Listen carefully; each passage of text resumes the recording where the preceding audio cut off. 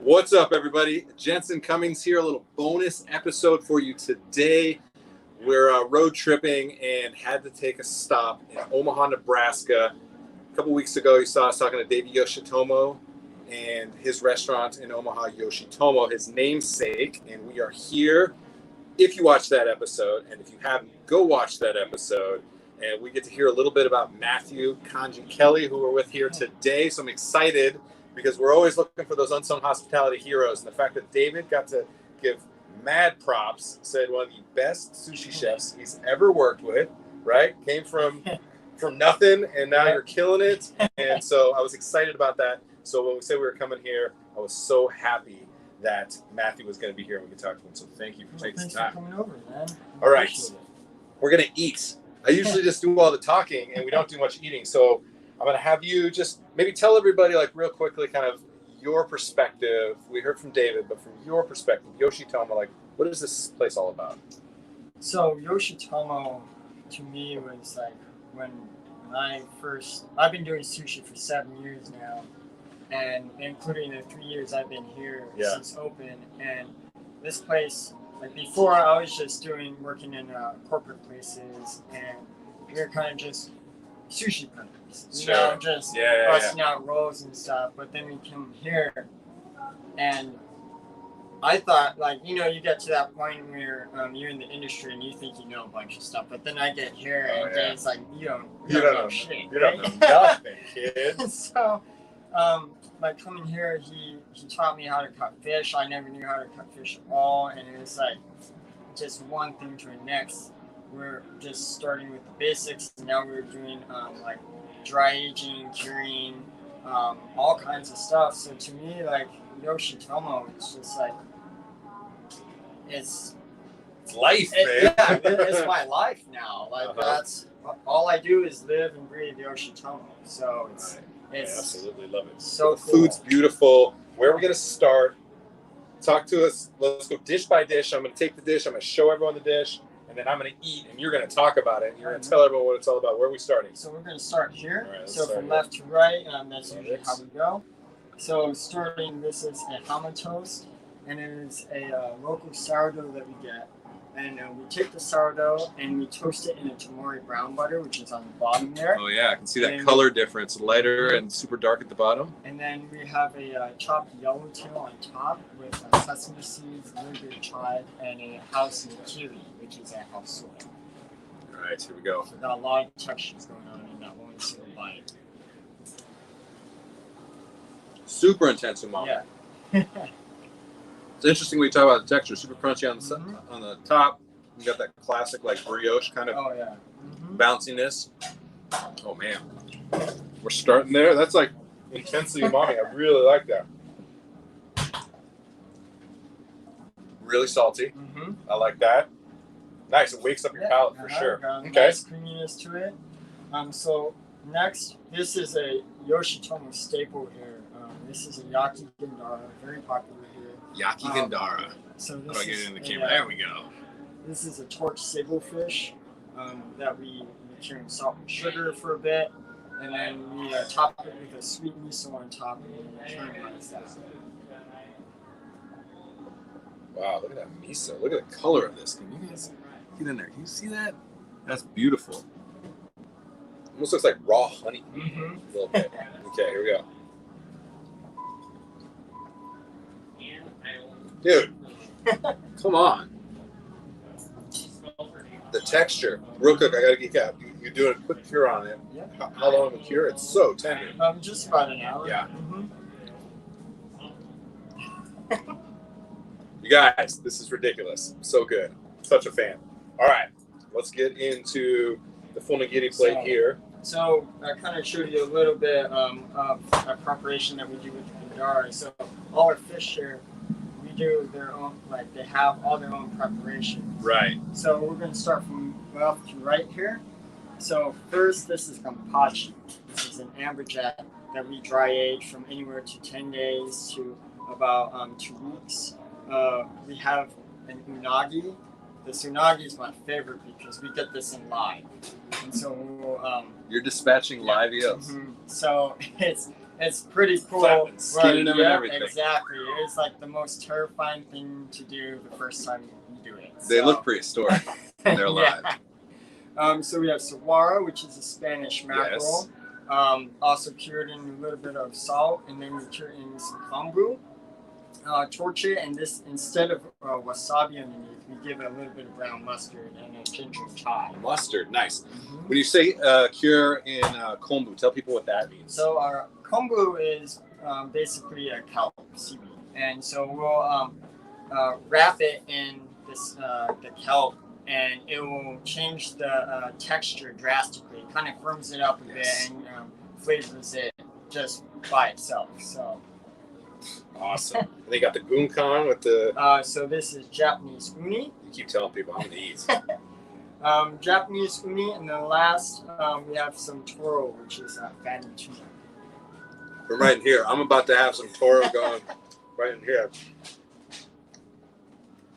So omakase, it was very clear that was like allowing people. For people to allow you to take them on a journey. Very personal, it's very intimate. You get a very true sense of them, they get a true sense of you. Tell everyone what omakase kind of means to you. Omakase means you're in my hands. And so every time somebody comes up to do omakase for the bar, so Dave does his own omakase, but then we have our like restaurant style omakase. Okay, yeah. When you do that, we always like think of the courses and stuff. So everything's different, but we always take our time to do this. Like this, I literally sat here for like, changing the menu Sure. like for everything. So there's a lot of thought to it, and that's what I love.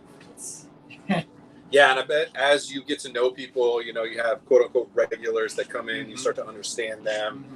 We talked a little bit about his time at Jiro, how that changed a lot of trajectory for David. And if anybody's seen Jiro Dreams of Sushi, if you haven't seen it, go check it out. It'll change your life. And he talks about how if he notices somebody's left-handed, he'll shift the position of the bite to make it easier for them to get to it. So those little thoughtfulness is one of the things I love about omakase.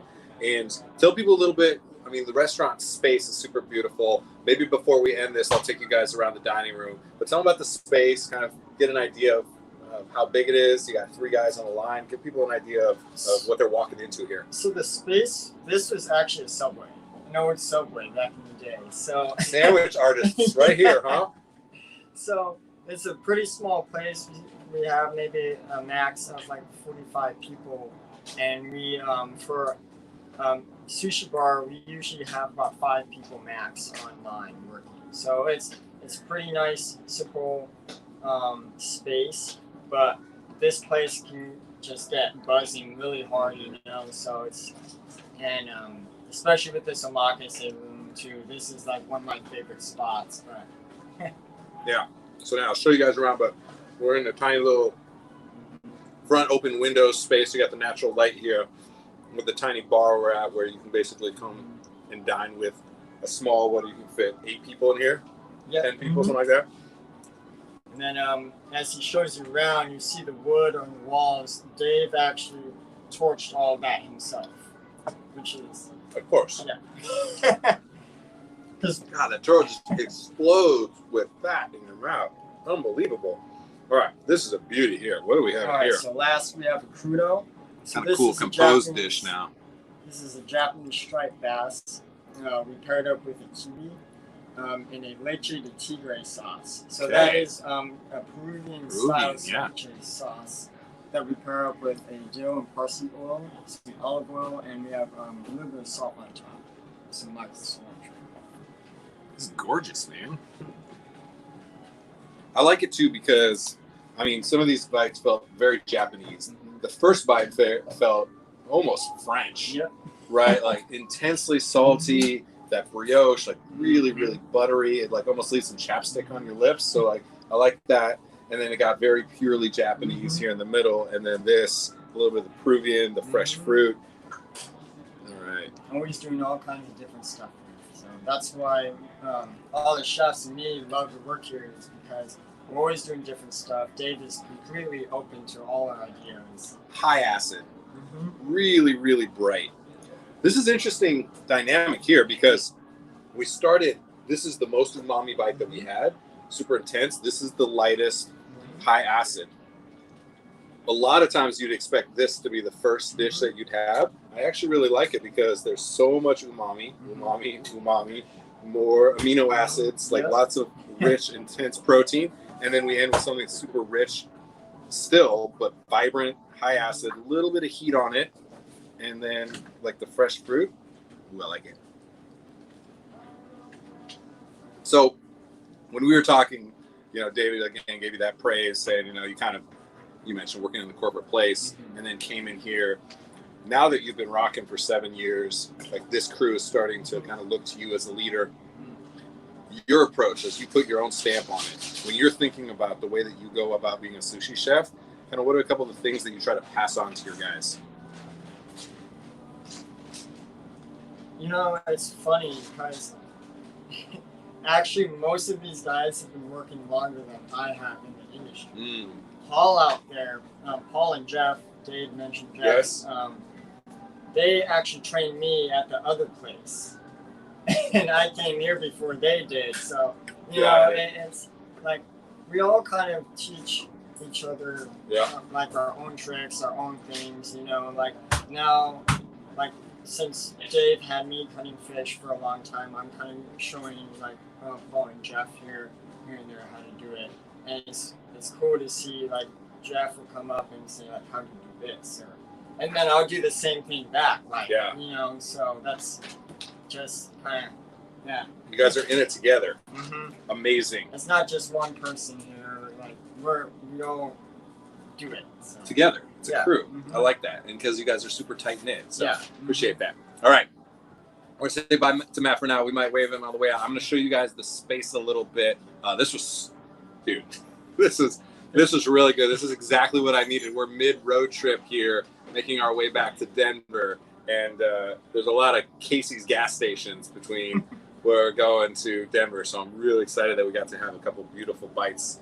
And if you don't know that Omaha is on the map when it comes to food, now you know. And if you did not think that you could get top-tier sushi in Omaha, Yoshitomo. Cosign right here, 100%. Appreciate you. I'm going to show them around real quick, and I'm going to get out of your hair. All right, so let me show you guys from the front door. So standing at the front door here, you can see the space. Got these cool, and you mentioned all the burnt wood over here. Of course, David did that himself. That's what you got to do when you're an entrepreneur in the hustle game. And there's the crew right there. Say, what's up, guys? And that's it. I'm literally at the back of the spot. It's the whole place. Super tight, so you know that they can get, again, that intimacy going with their guests. All right, we're heading out. I just wanted to do a quick bonus episode since we had the opportunity and we had such a great interview with David a couple weeks ago. So I'll be checking in with you guys again tomorrow. Appreciate you as always. Cheers.